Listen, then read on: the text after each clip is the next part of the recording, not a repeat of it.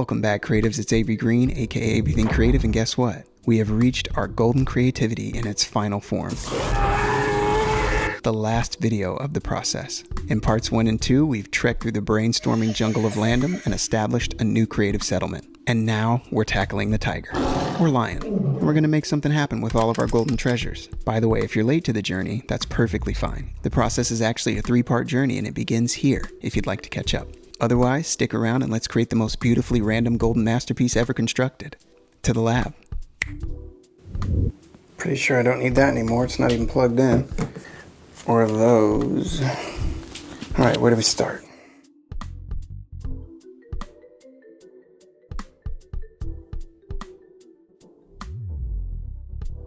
I'm thinking it would probably be best if I just pick up where I left off, which was the Gold Edition face cream. First I asked myself, what is the item? It's a Gold Edition face mask. Who wears masks? Humans or human subjects. Ladies and gentlemen, I believe we just found the subject of our creative work. We're back on track. All right, so we've got our subject. I'm going to take the time to look over some of the information on the bottle. It says that it's cleansing. Now when I think of cleansing, I think of water. So it might be time for a good old-fashioned tank drop.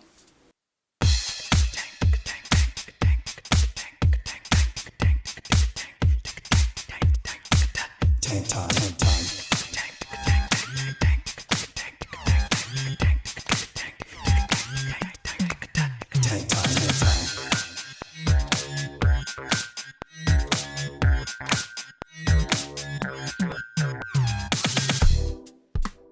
Tank drops are usually best when I get the shot I want on the first try, which never happens. Most of the time I just assume that after thousands of attempts, one of them will be usable footage. At this point, I'm pretty sure I have what I need, so let's move on to other uses for our subject. Fortunately, I've got some help. One of the most exciting parts of this process is being able to work with my wife. She's always willing to lend a helping hand. Or a cheek. Although I'm having a lot of fun with the face mask, I'm thinking maybe we should add to it with the next gold item.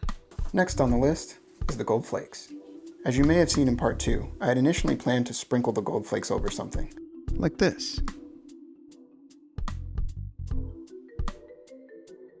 Alright creatives, so the next item we're going to employ is the gold bar. I simply took some glue and some string and attached it to a wire I have just outside the frame. If I step away, this creates the desired floating effect. Now you may have seen me use this effect before in previous videos. It's actually one of my favorites. Alright creatives, so we're 3 items down and we got 3 more to go. That includes the necklace, the chocolate container, and the Christmas ribbon. Now in part 2 I was unable to come up with a purpose for these 3 items, but I've had some time to mull it over and I think I've got a few ideas. Let's start with the necklace. For this item, I thought it would be cool to utilize the necklace's natural reflective properties to inspire some beautiful bokehs. With the Christmas ribbon, I've simply wrapped it around the bottle and placed it on a Lazy Susan. I'm going for a golden unveiling of the subject. And to the ribbon, I'll add the chocolate container's pattern to create a cool prism effect. Alright you guys, we've done it. We've reached the end of the process. Now all that's left is for me to compile all of our concepts and ideas and create our golden masterpiece. All I ask of you guys is to please like and subscribe, and then sit back, relax, and enjoy.